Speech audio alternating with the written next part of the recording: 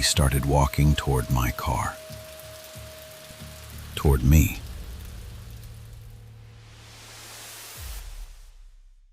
I was driving home from my mother's place that night, taking the same two-lane road I usually take. It cuts through about 40 minutes of mostly nothing before connecting with the highway. I'd driven it plenty of times, including at night. It had been raining for most of the trip and there wasn't much traffic, but otherwise there was nothing unusual about the drive. Then my headlights picked up something metallic ahead of me. I slowed down and realized it was a shopping cart.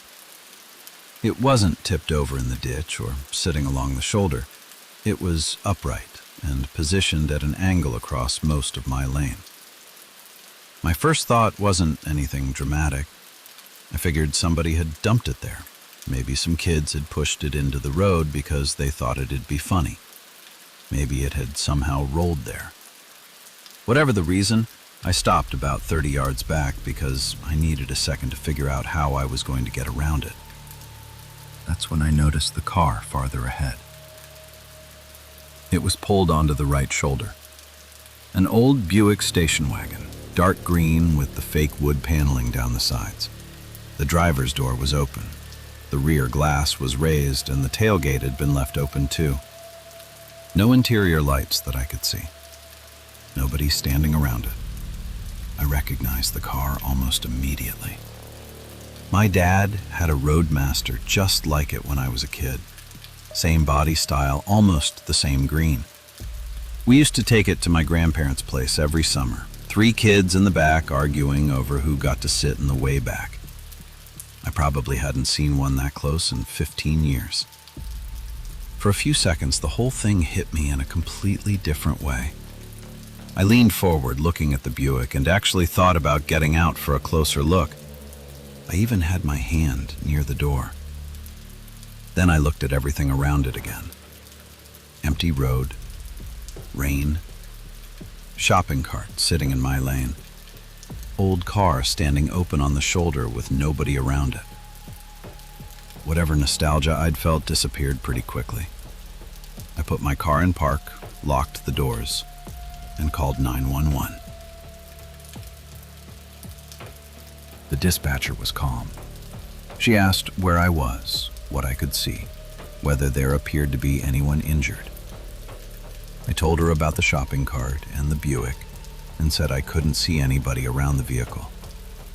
She had me confirm my location using the last mile marker I'd passed and asked which direction I was traveling. Then she told me to stay inside, keep the doors locked, and not get out. A deputy was being sent, but the closest available unit was tied up on another call and some distance away. She couldn't give me much of an ETA. She told me to call again if anything changed. After we hung up, I considered leaving. I wasn't trapped. The shopping cart didn't cover the entire road, but the Buick was on the right shoulder and its open driver's door stuck out toward the pavement. Getting around both meant swinging well into the opposing lane, and the road ahead curved out of sight beyond what I could comfortably see through the rain. I probably could have done it. I just didn't see much reason to take the chance when a deputy was already coming. So I stayed where I was. That's when the waiting really started. I checked the clock. 11:41. I watched the road behind me in the mirror for a while in case another car came up. Nothing. I looked ahead again. Nothing there either except the shopping cart and the Buick sitting in my headlights. At one point I gave the horn one short tap.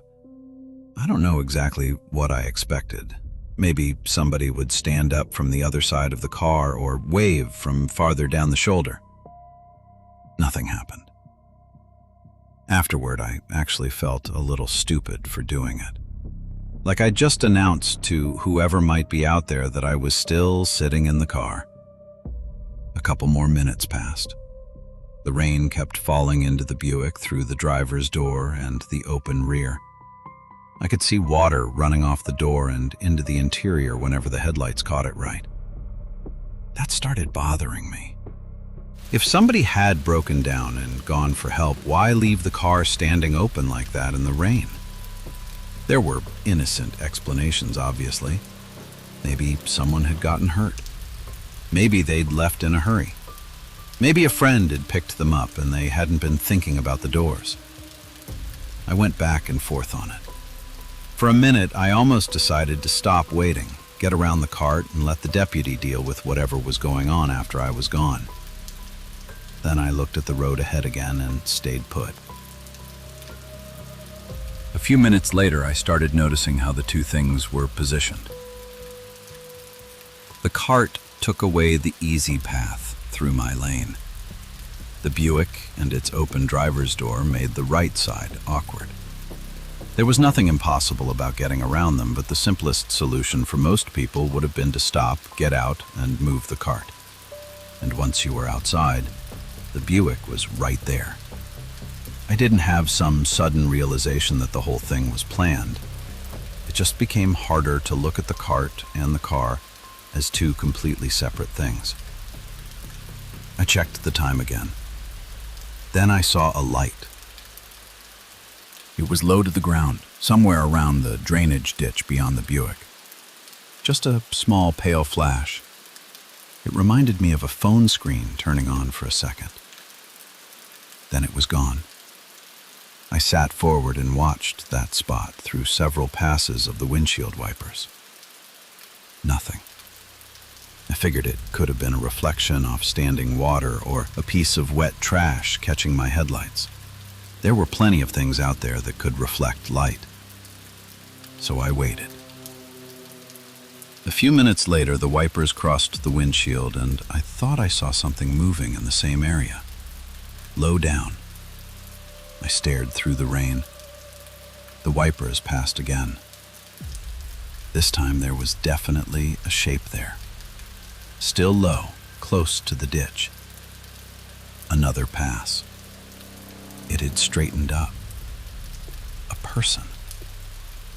He came up onto the shoulder without any hurry. Just a regular-looking guy wearing a dark jacket that was soaked from the rain. No mask. Nothing in his hands that I could see.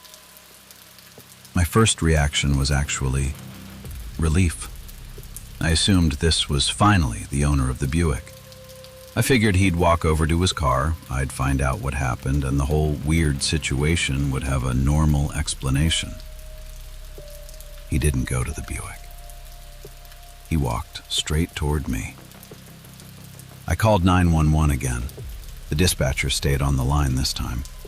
I told her a man had come up from the ditch and was approaching my vehicle. She told me to stay inside, keep everything locked, and not get out. He stopped a few feet from my driver's side. I could hear him through the glass. "Hey man, I need some help." I asked what happened. He pointed vaguely back behind him. "That Buick's mine. My girlfriend slipped down by the embankment. I think she messed up her ankle pretty bad. I can't get her up by myself." I repeated that to the dispatcher. I told her there was apparently a woman injured somewhere below the road. She asked if I could see the woman. I couldn't. I told the man I'd already called 911 and that help was coming. He nodded. Then, almost immediately, he asked me how long the police were going to take. I didn't decide right then that he was lying. People ask how long emergency services are going to take, especially if somebody is hurt. But the question stayed with me. He asked again if I could come out. Said he just needed another person to help get his girlfriend up the bank. 2 minutes, that's all. I told him no. I said emergency services knew about her now and I was staying inside until they arrived. He didn't yell, didn't threaten me. He just stood there. And the longer he stood there, the more I noticed what he wasn't doing. He never looked back toward the embankment. Not once. If his girlfriend was lying down there hurt badly enough that he needed a stranger's help, he didn't check on her, didn't call her name, didn't even glance in that direction. He didn't go to the Buick either, didn't grab anything from it, didn't close the driver's door, didn't look inside. He'd come straight out of the ditch and walked directly to me. And now he was standing in the rain trying to get me out of my car. Then he started walking along the side of it, slowly, toward the passenger side. I turned in my seat to keep track of him, but between the rain on the side glass and the door pillar, I lost him for a second. "Can you just unlock it?" he said. His voice was still calm. "Step back," I told him. "I'm not opening the door." The dispatcher was saying something in my phone, but I wasn't really processing it anymore. I could only see a dark shape through the passenger window. Then I heard the door handle move. One pull. The lock held. A second later, he tried again. Harder. That was enough. I told the dispatcher I was leaving. I put the car in drive and checked the opposite lane. No headlights. I pulled left as far as I safely could and started around the shopping cart. I almost cleared it. My front corner caught the side of the cart and knocked it around. I heard metal scrape across the front of my car and then another grinding sound as the cart spun away behind me. I kept going. In the mirror, I saw the man take a couple of steps after the car. Then I heard something hit the rear of it once. I don't know if it was his hand or something else.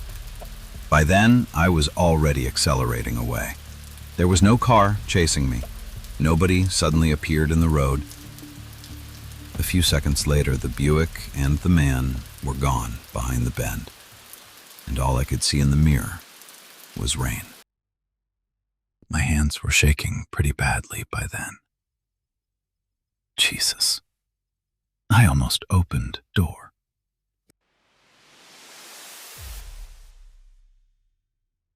I only pulled over because I had to pee. I'd been driving since 6, coming back from my brother-in-law's place, and I'd made the mistake of finishing a second coffee around 10. By 11, I was on a 2-lane road I didn't know well. Trees on both sides. No other headlights in either mirror for the last 20 minutes. When I saw a wide gravel turnout on the right, I took it. My car has keyless ignition, so there was no key to pull out. I put it in park, left the engine running and the headlights on because I figured I'd be outside for maybe 90 seconds. I grabbed my phone out of the cup holder out of habit, stuck the fob in my jacket pocket, and got out. I didn't lock the car. At the time, that barely registered as a decision. I was only planning to step away from it for a minute, and it was going to be in sight the whole time. That's when I saw the message. It must have come through right before I lost service because it was sitting there already, 20 minutes old. Call me as soon as you see this. Dad's in the ER. It was from my sister. No other details. I tried calling her right there in the turnout. No service. Not one bar. Not even the little SOS indicator. I tried sending her a text instead. It just sat there, unsent. I walked a few steps toward the road, holding the phone up like that ever actually does anything, and got one bar for maybe 2 seconds before it disappeared again. The road climbed from where I was parked toward a low crest 40 or 50 yards ahead. I figured if I was almost getting signal down there, a little higher ground gave me a better chance. So I started walking toward it, phone in my hand, trying the call again every few steps. I left the headlights on. They lit most of the road ahead of me, and I could turn around and see the car whenever I wanted. I wasn't planning on going far enough for any of that to matter. I was maybe halfway to the crest when the light behind me changed. Not dimmer, exactly. Interrupted. My shadow stretched out along the pavement in front of me, and for maybe a second, part of it disappeared like something had passed close in front of one of the headlights. I turned around.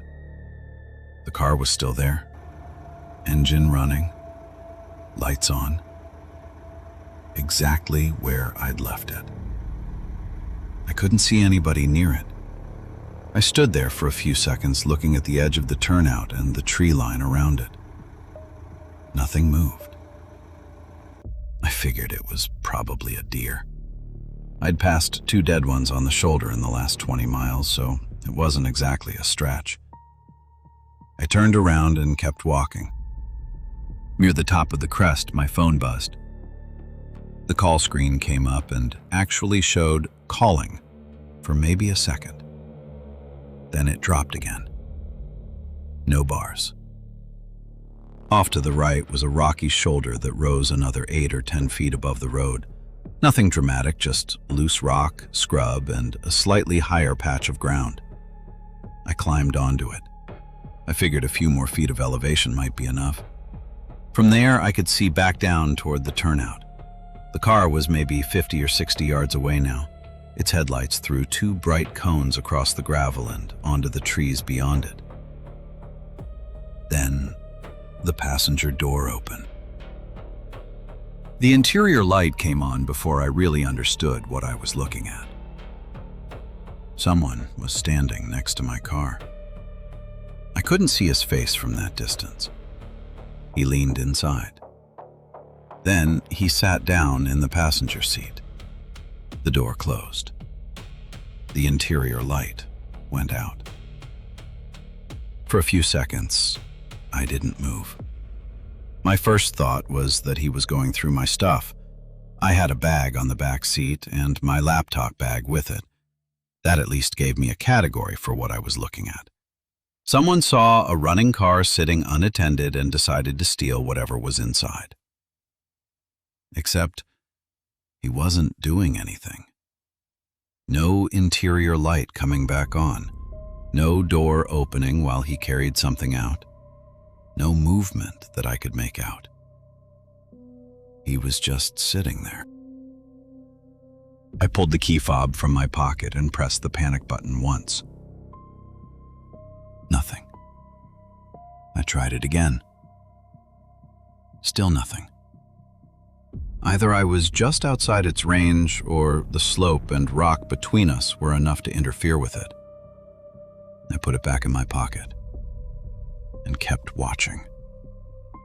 2 or 3 minutes passed. The car never moved. I waited for the reverse lights. Nothing. I waited for him to move to the driver's seat. He didn't. That was when the break-in explanation started making less sense. If he'd wanted my bag, he'd had plenty of time to take it. If he'd been looking through the car, I couldn't see any sign of it.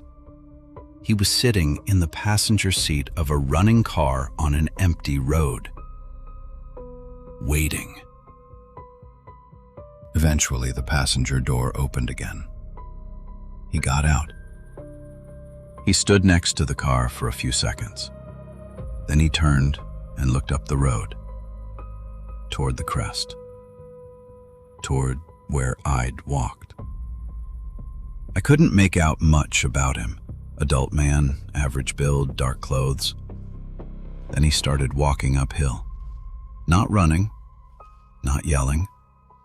He just walked, slowly, looking from one side of the road to the other as he came. That's when I thought about the headlights changing earlier. The thing I'd decided was a deer. If he'd crossed in front of the car while I was walking away, that would explain it. Which meant he'd been near the turnout almost from the moment I'd left it. I stepped down from the rocky shoulder on the side away from the road and moved behind a cluster of scrub trees along the embankment. I wasn't trying to disappear into the woods. I wasn't even really in woods. I just didn't want to be standing in the open when he reached the top.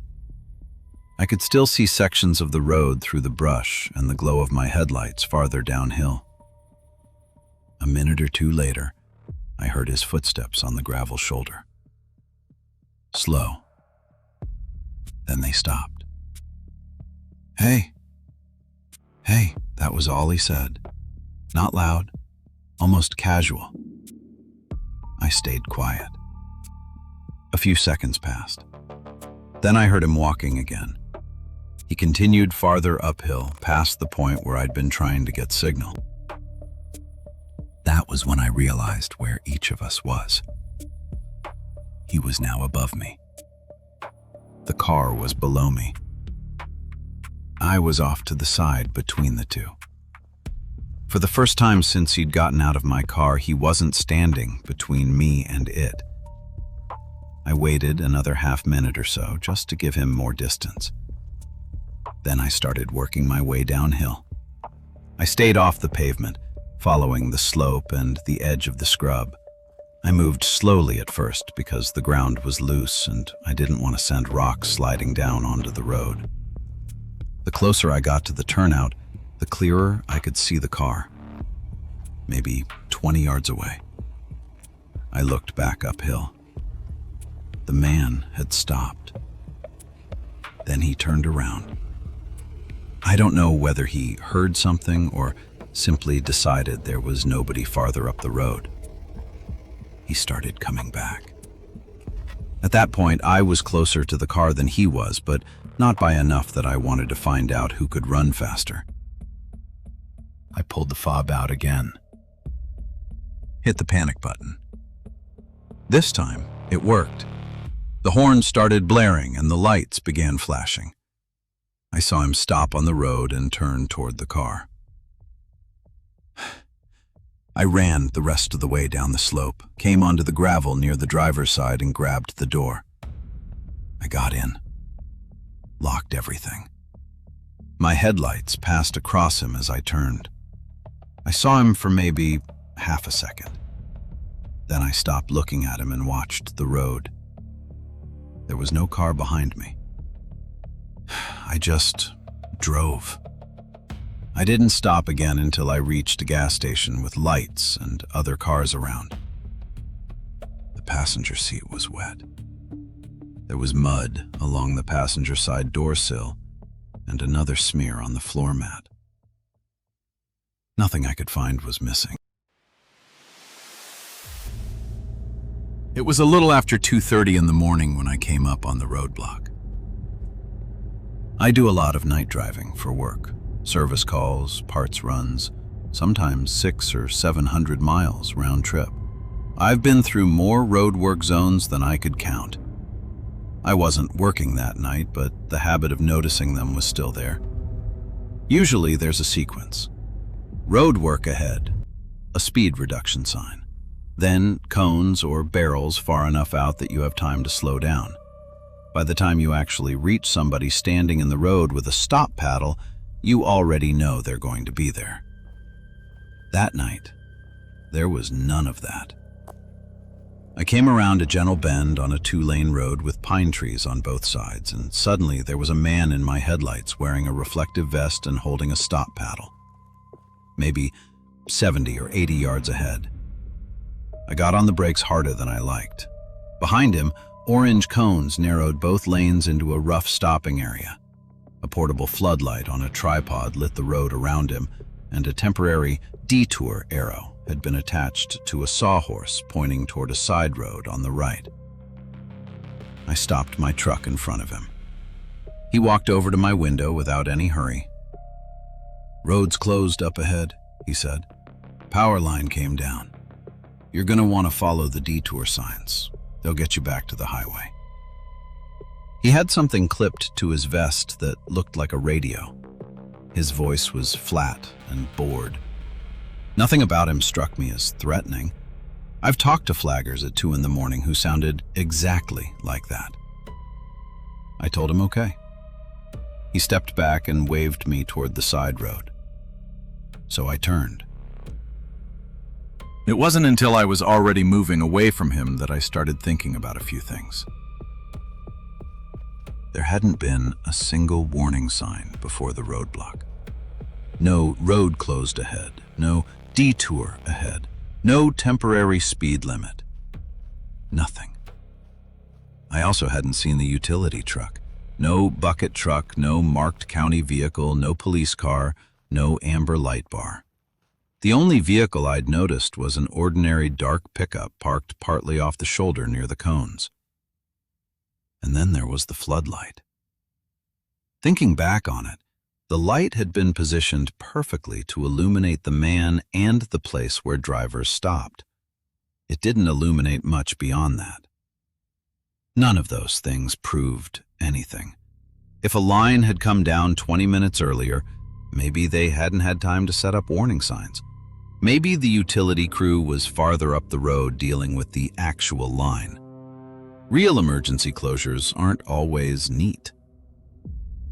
So I kept driving. The first detour put me onto a normal paved county road. 2 lanes, painted center line, reflectors. Nothing unusual about it. There were temporary arrows every so often keeping traffic on the same route. That actually settled me down. It looked exactly like a rushed but legitimate detour around some problem on the main road. After about 6 miles, I came to another temporary arrow. This one was different. It pointed off the pavement onto a narrow gravel road. No center line, trees much closer to both sides. I stopped at the junction with my foot on the brake. I had an offline map downloaded on my phone. I've been doing long-distance driving long enough that I don't like relying completely on cell service. The gravel road was real. According to the map, it eventually curved back toward the highway, but the paved road I was already on also got me there. It added maybe 15 or 20 minutes. I sat there for a few seconds. I thought about the missing warning signs, the lack of any marked utility vehicle, the floodlight back at the closure. Then, I stayed on the pavement. For the next couple of minutes, I felt a little stupid about it. I was probably adding 20 minutes to my drive because some small county had thrown together an emergency road closure badly. But 20 minutes wasn't enough for me to care. The paved road curved gradually, and after a while I realized the gravel road was running roughly parallel to me. There was maybe 100 yards or more between them, mostly thin woods with stretches that had been cleared at some point. Through the gaps, I could occasionally see headlights moving on the other road. Then I saw another vehicle, a sedan. It was traveling along the gravel road in the same direction I was going. That actually made me feel better. Somebody else had followed the detour exactly the way the man had instructed. For a minute, I thought I'd probably laugh about the whole thing later. Maybe tell somebody at work that I'd added 20 minutes to my drive because I didn't trust a guy in a reflective vest. A few minutes later, I saw the sedan again. This time it wasn't moving. Through one of the gaps in the trees, I could see its red brake lights sitting in the same place. That still didn't mean much. Maybe the road got rough. Maybe another detour sign had stopped them. Maybe they were checking a map. I slowed down a little without really thinking about it. Then I heard the horn. The man in the vest pulled on the driver's door handle. It didn't open. He leaned toward the window and said something I couldn't hear. Then I heard it again. Open the door. The person inside didn't. I couldn't see a weapon. I didn't see anybody get hurt, but there were 2 men trying to get into that sedan and a dark pickup blocking the road in front of it. That was enough for me. Then the second man stepped away from the pickup and raised a flashlight. The beam moved through the trees. Once, then again. The next sweep came toward my side of the woods. I pulled back onto the road and drove. I just hope whoever was in that sedan got out of there.